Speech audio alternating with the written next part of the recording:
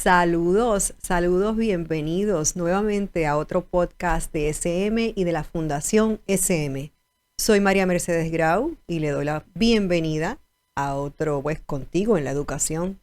Estamos aquí con ustedes siempre para trabajar con aspectos relacionados a la educación, porque la educación es lo más importante de cualquier pueblo en el mundo. Y en estos momentos en que hemos recibido tanto impacto por distintas cosas que han sucedido tanto local como mundialmente, más que nada es pertinente estar conversando sobre ese tema.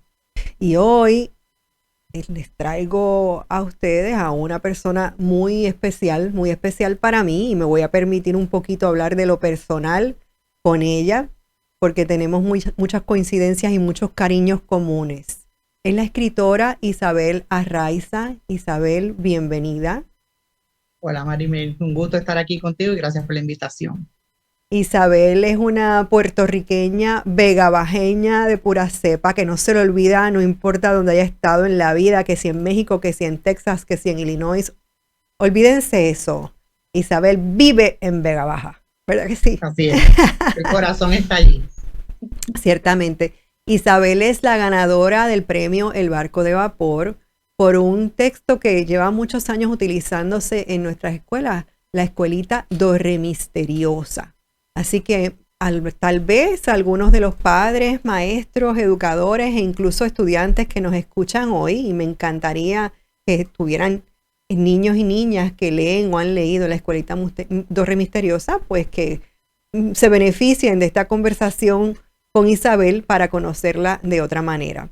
Y cómo se relaciona a lo mejor la escuelita Dorre Misteriosa con la educación, al ser literatura, pues con todo, realmente, porque nos cuenta del ambiente, nos cuenta de la sociedad, nos da el pensamiento de los niños, nos ayuda también a imaginar y a pensar cómo es una comunidad puertorriqueña en el contexto en que se escribe, y el tono y el ambiente de la obra. Nos vemos reflejados todos, así que así nos vemos los puertorriqueños y así aprendemos de nosotros mismos. Podemos decir que así se relaciona con la educación y en literatura. Pues Isabel, cuéntanos un poquito qué fue. Bueno, hablamos un poquito para que sepan por qué es que nos relacionamos, que fue una súper sorpresa para nosotras. Estábamos haciendo un proyecto, ¿verdad? Precisamente para la escuela. Yo había escrito unas piezas para, yo creo que fue Ser Isabel, no me acuerdo cuál de los proyectos previos de SM. Fui a Puerto Rico para buscar mis copias de los libros. Me iban a dar yo estaba empezando casi a escribir y estaba bien emocionada de ver mis textos o mis piezas en los textos. Así es que fui a buscar mis libros y tú pasaste y me dijiste, ¿tú eres Isabel Arraiza? Y así fue como empezamos una amistad que ha durado, creo que van 17 años, ¿no? Y que ha sido como de familia. Bueno, y como de familia es porque cuando empezamos a hablar, pues tú eres de Vega Baja, mi mamá es de Vega Baja, tú eres Arraiza, los Arraiza eran amigos de mi abuela. Empezamos a encontrar una serie de coincidencias que esas sí que parecían de un cuento. Parecía Sí, y hasta familiares en común. Familiares en común, tíos predilectos, siendo Isabel un poco más joven que yo, pero descubrimos, bueno, yo me llamo María de las Mercedes, la hermana mayor de ella se llama María de las Mercedes. Igual. Ajá. Nuestros padres eran agrónomos. Mi papá le había enseñado a jugar baloncesto a su papá en no sé qué cancha de Vega Baja. Amábamos y nos suspirábamos por el primo de mi mamá, que es tío de Isabel, porque era un personaje que nos enseñó mucho. Pedro Push, que mucha gente lo conoce, trabajó muchos años en el Instituto de Cultura. Tenemos tíos pescadores en común. Tenemos una playa maravillosa, que yo creo que los referentes que aparecen en la obra de Isabel, a la playa de Vega Baja, que es, perdonen, pero yo siento que es la playa más hermosa de Puerto Rico. Los que tengan... Sin duda. Pero los que hayan crecido cerca de otras playas van a tener objeción, pero ciertamente tiene algo especial. Y para nosotras, pues, ese sol, ese ambiente de allí, nos ayudó a crecer. Yo nunca viví en Vega Baja, viví en Manatí, en Barceloneta, brevemente en Vega Baja cuando estaba en kinder, pero esa es la playa de mi niñez y es donde Isabel vivía. En mi caso, también hay otro referente que, para que entiendan un poco, cuando escribimos, utilizamos esas imágenes, esos paisajes para nutrir nuestras obras. En mi caso hay un referente extra que no sé si Isabel lo siente tanto como yo, que es el paisaje de los mogotes en el área norte de Puerto Rico, porque yo por muchas veces vivía en el campo entre Barceloneta y Manatí, porque mi papá era agrónomo. Yo no sé si el tuyo, pues a lo mejor siempre vivían en Vega Baja. Igual no, yo viví en Barceloneta también. Mi papá trabajaba en la industria de los cerdos, Ser Rico se llamaba, la crianza de cerdos. Y vivimos en Barceloneta un tiempo también. Y teníamos una casa de campo en Vega Baja, que también visitábamos todos los fines de semana. Así que también he vivido en el campo, en la playa y en la ciudad. En Vega Baja, en todas partes. Y esa zona del campo de estos pueblos costeros es muy especial por el mogote, por la colinita de tierra caliza o de piedra caliza. Y en esas, para los que nos oyen, es interesante porque la piedra caliza está llena de fósiles. Entonces, cuando uno era chiquito, uno va al patio a buscar fósiles, o sea, no estaba jugando al arqueólogo. Aventura. Era toda una aventura, ver en la piedra qué caracolito veías, que incluso encontrabas la piedra con el caracol todo formado. Y era una niñez muy bonita y de exploración. Un poco eso le gustaría a uno que los niños de ahora tuvieran esa experiencia de estar. En nuestro caso, la olla que yo menciono en la novela existe en esa finca que te digo que mi papá tenía. Y aparte de las piedras, había pues plantas, yautía, y sacábamos yautía y ñame. Todo eso lo hicimos en ese campo. Y los recuerdos que tengo del campo de Vega Baja, pues son bien felices. Recuerdo de una niñez bien feliz. Como dices, de muchas aventuras con mis hermanos y mis primos, con familiares. Y eso, pues como dices, la olla es donde sucede la escuelita Dos Re Misteriosa. Sí. Parte, exacto. Y la obra está publicada por SM en la serie Azul, que es para niños de segundo, tercer grado, por ahí. Alguien se podrá aventurar a trabajarla en primer grado. Tiene mucha poesía, tiene adivinanzas, es rica porque menciona muchos instrumentos musicales, que también por eso a los maestros les gusta. Pero yo quiero preguntarle a Isabel, más allá de este comienzo que hemos puesto como antesala, si escribía de niña, si cuando buscaba así fósiles o sembraba yautía. No sembraba, la cosechaba. Las yautías eran para alcapurria, no eran para escribir. No, mira, de niña nunca, no recuerdo haber escrito. Recuerdo mi primer poema en 10º grado, que un maestro nos pidió como asignatura, ¿verdad? Como asignatura de español, hacer una poesía, y yo hice una. Y ese maestro me dijo que le había gustado mucho y que creía que era algo que yo debiera cultivar. Que fuera la primera experiencia de una persona fuera de la familia, ¿no? Que me dijera, lo que escribiste me gustó. Así es que seguí en la escuela superior escribiendo poesía, y había unos certámenes en aquella época en la escuela superior, y uno de mis poemas se usó, un compañero le puso música y se usó como canción de mi clase graduanda de aquella época, de un año que no voy a mencionar. 1985. Así es que ese poema se hizo canción, y para mí fue una emoción enorme escuchar. Era una clase de más de 600 personas. Así es que yo no pude cantar, una emoción bien grande. Después de eso seguí escribiendo por afición, pero no fue hasta que me fui de Puerto Rico que empecé otra vez a escribir con más frecuencia. Pienso que desde la nostalgia, de la lejanía, de todo lo que uno deja atrás cuando se muda. Y esos eran más o menos los temas de esos poemas de ese tiempo. Hasta que me convierto en mamá, que ahí es que empiezo a explorar la literatura infantil. Pero Isabel, espérate un momentito. ¿No escribiste poemas así romanticones? No ¿Cómo va a tanto así ser? romántico. Todos De tenemos, veras que no. todos tenemos poemas ocultos que botamos al zafacón. Tú sabes que eran como poemas de protesta, Ajá. más bien.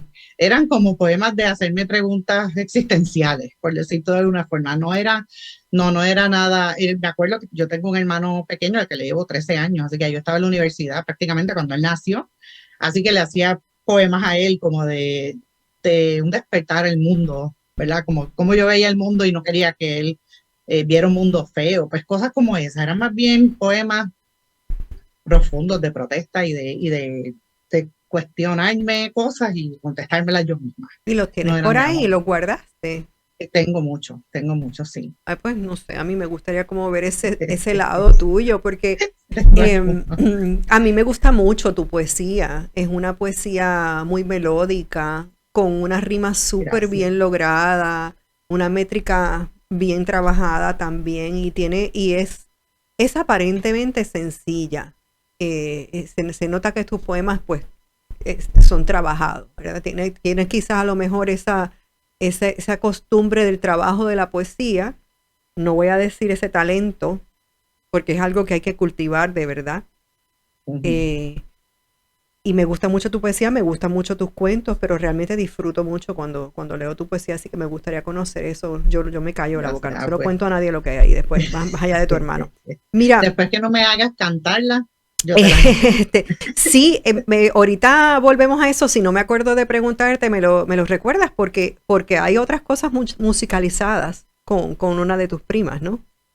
Sí. Vamos Hicimos a unas contarlo canciones. ahora, porque tal vez se me queda.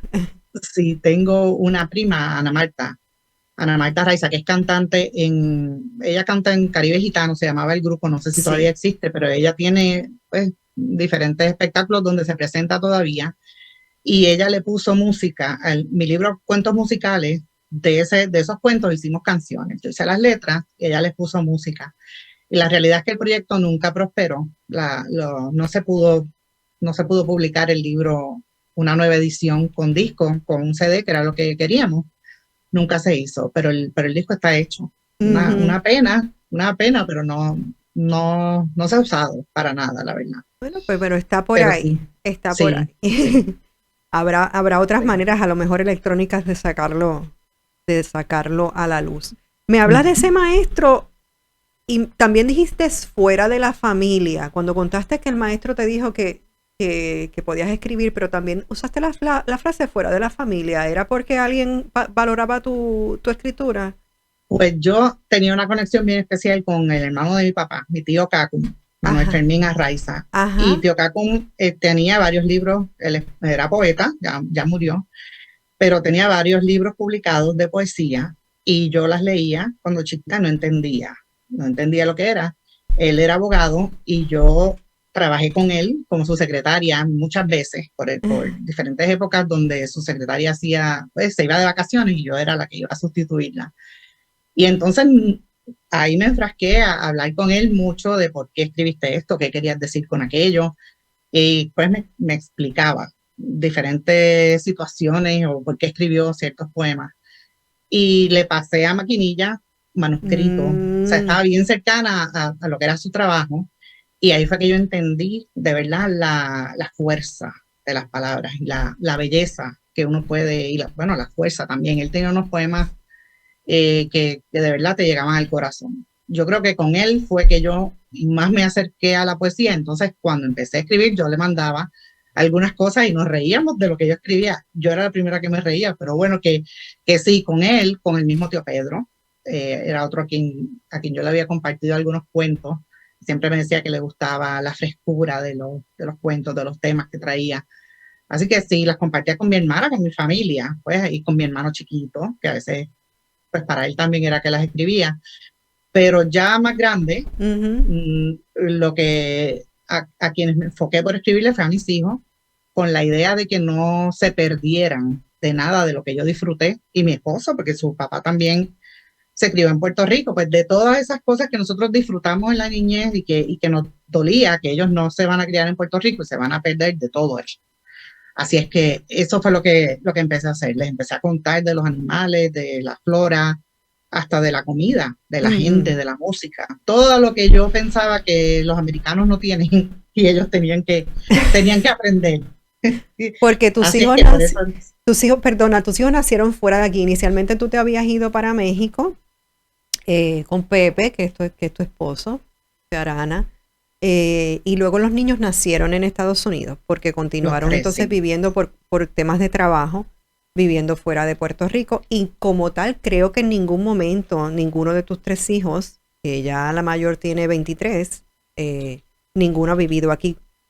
Nunca. Pero son No. puertorriqueños así como de pura Oh, cepa. sí. Sí, sí, les preguntas de dónde tú eres y ellos hablan inglés como americanos porque no tienen acento ninguno, ellos se quedaron aquí, pero les preguntan de dónde tú eres y ellos dicen de Puerto Rico, o sea que para ellos son puertorriqueños. Y cuando Ujú. dices aquí es porque nosotros hoy, a diferencia de otros podcasts que hemos grabado de Contigo en la Educación, pues mi invitada no está físicamente frente a mí, sino que estamos en una sesión de Zoom. Isabel desde su casa en Illinois y yo desde aquí, Guaynabo, Puerto Rico. Estamos en la calle Carazo de Guaynabo, grabamos desde aquí en un estudio que se llama Webneticos. Aquí está Wilton Vargas, que es la persona que siempre nos acompaña. Aprovecho para decirle a las personas que escuchan Contigo en la Educación que reaccionen, que comenten, ya sea por YouTube o por Spotify, si les gusta lo que hablamos, que nos digan también temas que quizás quieran trabajar. Y saber tú que has escuchado algunos, pues después también nos comentas como oyente. Ese maestro también que te dijo que creía que podías que podías escribir, creo que tiene una función especial porque me enternece mucho lo que dices de Fermín y de Pedro, que son personas también, uno no tan conocido, pero el otro muy, muy conocido y muy querido para mí. Pedro Fermín, siempre escuchaba de él.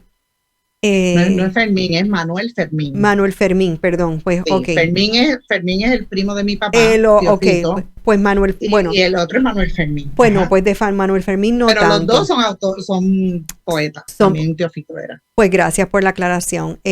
Pero estas personas, las personas de la familia que valoran nuestra escritura o cualquier cosa que nosotros como jóvenes estemos desarrollando, son súper importantes. Yo pues como madre, a lo mejor en algún momento a mis hijas no las he sabido valorar tanto, ¿verdad? Pero a veces es porque uno está muy cercano. Muchas veces uno que es tío, primo, lo que sea, tiene más facilidad para valorar o para decir las cosas, pero también los maestros que nos aceptan o nos promueven para llegar a algo, porque para ser autor hay que escribir y alguien nos tiene que leer, alguien tiene que servir de filtro, alguien tiene que decir, pues mira, por aquí es que vas mejor, eso que tú dices que te decía Pedro Push, que era muy fresca, eso sigue siendo una característica de tu escritura. Uh-huh.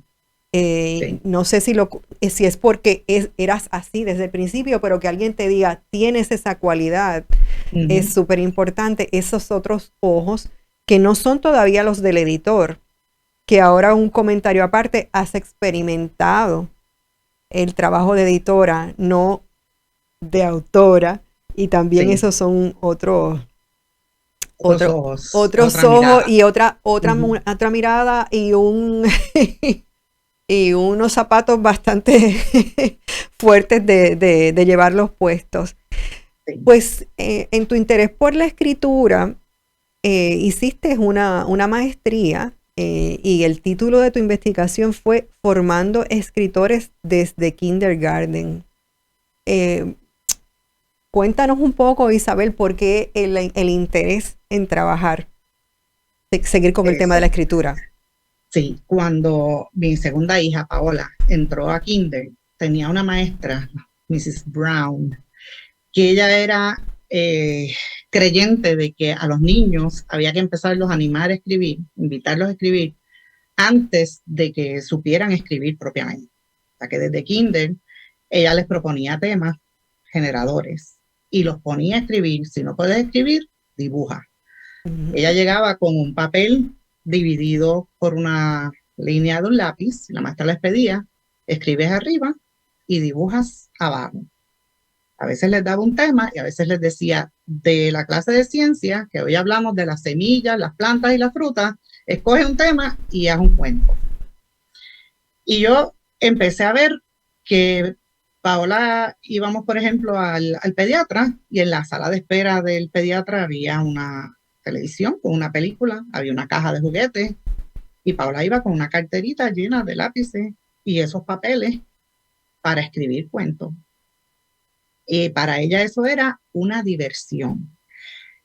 Cuando vi que ella estaba tan encantada con escribir, me acerqué a la maestra y le pregunté, o sea, ¿de dónde tú aprendiste esto? ¿Que había que hacer esto? Yo jugaba con ellos, juegos de palabras, los ponía delante de situaciones para que ellos sí crearan historias orales. Nunca los invité a escribir porque pensaba, si no saben escribir, estaba Diego preescolar y ella en kinder. Pues yo nunca, no fue que les dijera, si ellos cogían un lápiz y pintaban, pues normal, pero no que yo les dijera, escribe un cuento. Y entonces ella me empezó a hablar de la importancia de que se invite a un niño antes de que sepa escribir, se le invite a escribir. Que eso es un proceso, igual que cuando aprenden a hablar, es poco a poco, van balbuceando, no sé cuánto, hasta que hablan. Pues hay que invitarlos a escribir para que se habitúen, formarles un hábito de escribir y de las ventajas que tenía eso académicamente y social, socioemocional. Y todo eso pues me impactó. Y así fue que empecé a buscar información de la maestría esa que mencionas, que la estudiamos juntas, tú y yo. Y vi que lo que más me atrajo de esa maestría era que tenía una parte de promoción de la lectura y la literatura infantil, pero hablaba de la promoción a la escritura. Y por eso fue que me matriculé en esa maestría. Cuando hice el trabajo de investigación, me encontré con lo que la maestra decía, con que se accede primero a la lectura a través de la escritura, pero también pues me encontré con información que hablaba de los beneficios académicos, por ejemplo, de invitar a un niño antes de que domine los caracteres adultos, ¿verdad? Invitarlo a que intente escribir o dibujar, a poner por escrito lo que piensa y lo que siente. Y aprendí de los beneficios emocionales, de que un niño que trata de escribir se conoce mejor a sí mismo, conoce el ambiente que los rodea, tiene mayor sensibilidad ante sus compañeros, ante la obra de otro, tiene más confianza en sí mismo, se atreve a lanzar ideas nuevas. O sea, eran tantas las ventajas de que un niño intentara hacer, pues, de formar niños escritores. Entonces volví donde la maestra y ella me comentó que el reto o el desafío mayor que ella tenía para presentarle a estos niños esas actividades de escritura creativa a este nivel era que ella no tenía un cuaderno que le sirviera como herramienta. Ella tenía que crear ella misma las actividades, porque para ese nivel de kinder no existía, en inglés por lo menos, decía ella, un cuaderno que le permitiera a ella ofrecerle esa actividad todos los días, aunque fueran 10 minutos. Decía, no solo eso, sino que el currículo no contempla que el maestro de kinder ofrezca actividades de escritura creativa y yo tengo que robarle tiempo a las clases del currículo para poner a estos niños a escribir. Como quiera, ella hacía las actividades, ellos hicieron montones de libros caseros, llegaban a casa libros caseros, después libros con portada, una foto de ellos, información del autor. Y al final del año, ella hacía una noche de autores. Ella había mandado a imprimir en carpeta dura y a color unos libros que cada niño hacía una página. Hizo una noche de autores, cada niño leyó. Y esa experiencia para Paola fue inolvidable, inolvidable. Y para los papás, pues ver al nene con ese entusiasmo que se consideraban autores y los libros estaban allí para la venta. Así que fue una experiencia real de verse como un autor para ellos. Y el próximo año, cuando Diego fue a kinder, me tocó la misma maestra. Así es que yo tenía eso en la mente y lo que dije fue, si eso no existe en inglés, a lo mejor existe en español, un cuaderno que le sirva a ella de herramienta para ofrecer esto todos los días, a ella y a cualquier padre o maestro. Así es que empecé a crear en español actividades para, así con ideas como si fuera una chispa generadora. Y fueron parte de tu tesis. De mi trabajo de investigación. Sí, de tu trabajo de investigación, porque se podía hacer, perdona que te interrumpa, se podía hacer una investigación o se podía hacer un trabajo de creación en esa maestría que era de promoción de la lectura y la literatura infantil. Y la tomamos ese año tú, yo y la conocidísima escritora que la amamos mucho, Georgina Lázaro, que ya será buenísimo que hagamos un podcast entre las tres. Te lo prometo y se lo voy a prometer a Georgina. Okay. Le vamos a tener que dar más tiempo al podcast para poder estar las tres. Georgina hizo una investigación en ese momento acerca de la lectura por placer. Y esa investigación sí la publicó la Fundación SM y se ha trabajado mucho. En tu caso, tu investigación fue una propuesta para hacer que los niños escribieran en esos niveles. Porque ¿cómo escribe un niño en ese nivel? Lo has contado, ¿no? Pero lo puedes caracterizar un poquito más ahora, quizás con tu experiencia de ejecutarlo con algunos niños que hacen talleres también sobre eso. Sí, no, hay algunos que lo que hacen es hacer pues aproximaciones al sonido o a la letra, ¿verdad? Sabemos que los niños hacen como etiquetas. Pues algunos ponen solamente, digamos, las consonantes. Pero yo me acuerdo que la maestra, el niño escribía su cuento, supuestamente. Ella le preguntaba lo que quiso decir y por la parte de atrás ella pegaba un papelito y le decía al papá, esto fue lo que él dijo, que significaba este cuento. Y yo iba y le preguntaba a Paula, ¿qué escribiste aquí? Y ella te podía contar el cuento, lo mismo que la maestra había escrito atrás, con solamente las consonantes ahí, o con un palito y eso era el personaje, y una bolita y eso era el sol. O sea, y ella se acordaba de todo, con detalle. O sea, que lo que ellos escriben, para ellos es una extensión de su memoria y es algo grandísimo que lo puedan, pues, que ya sea una cosa real, una idea real que voy a poder compartir y guardar, que permanece, que eso no se nos va a olvidar. Ese cuento ya está ahí, eso es permanente. Y eso es algo bien grande para un niño de kinder. Y él los expuso también a poemas. Paola escribió haiku, escribieron diferentes tipos de poemas. Haiku es un poema bien cortito que se clasifica ¿cuántas líneas? Así. Yo creo que 5, pero bien cortito, sí, y que no tiene que rimar. Entonces, pues ellos exploraron diferentes géneros y fue esa maestra para mí que les cambió a ellos dos la vida. O sea, Paola y Diego, hoy, los dos, no que son escritores, pero tienen una fluidez, tienen una gracia para encontrar ideas, para escribir. Se les hace bien fácil porque lo estuvieron practicando en esa escuela, kinder y primero. Y pienso que esas primeras experiencias que marcan la vida hacen que eso perdure. Eso les ha durado hasta el día de hoy, yo creo. Es interesante eso que estoy pensando en la maestra Mrs. Brown. ¿Dónde está ahora? Está en Texas. ¿Te mantienes en contacto? No, ella era juez. Ella había sido juez y cuando tuvo sus hijos se hizo maestra de kinder. Así que era una maestra súper capacitada, súper creativa y que traía al salón de clases una perspectiva diferente a todo lo que yo había visto antes. Súper interesante, pero hay muchas Mrs. Brown o señora Rivera o señorita Camacho que implementan en los salones de clase estrategias como estas. Pero lo que creo que debemos pensar, no sé si estás de acuerdo conmigo, que más allá de ser una forma de ayudarlos a ellos a adquirir la destreza de escribir, estamos validando eso que tú dijiste, la memoria, las asociaciones, validar que ellos piensan y pueden hacer una historia, que a veces los niños hablan solos y se hacen sus propios cuentos.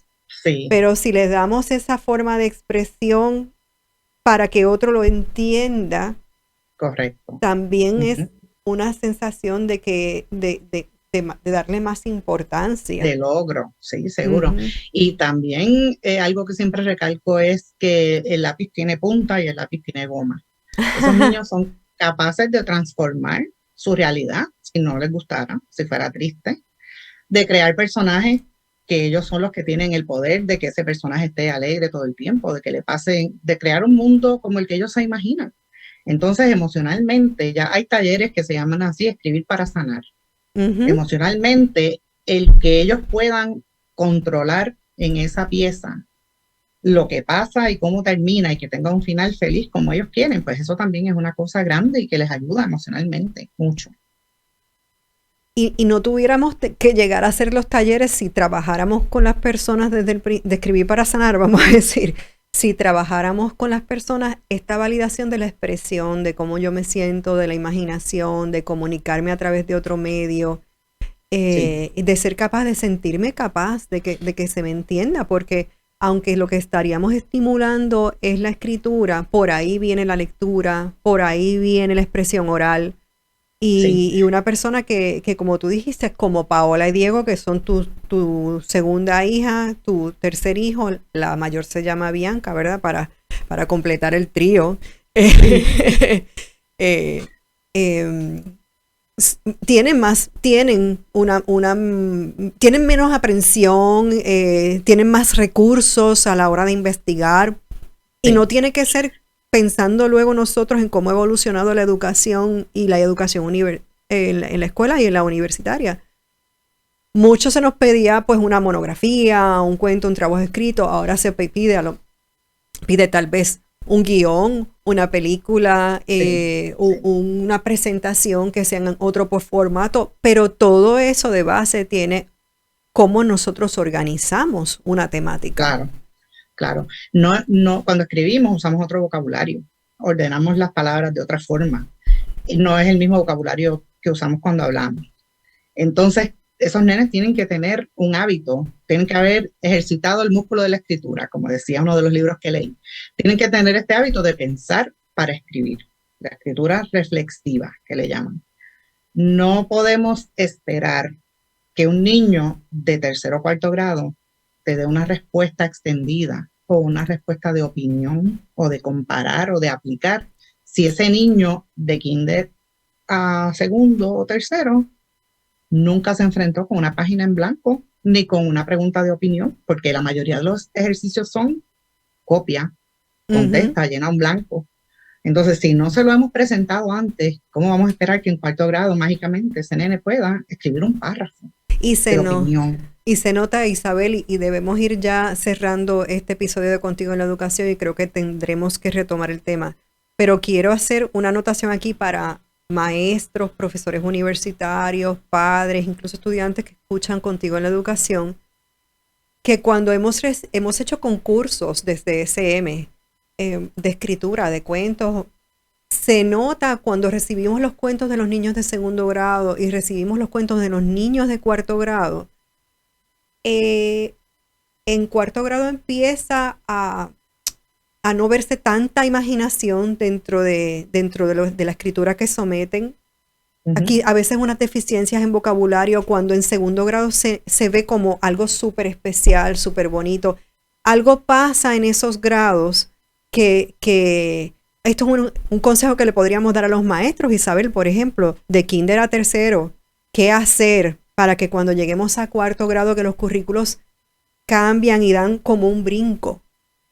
Para que cuando recibamos esos cuentos no veamos ese hueco. Sí.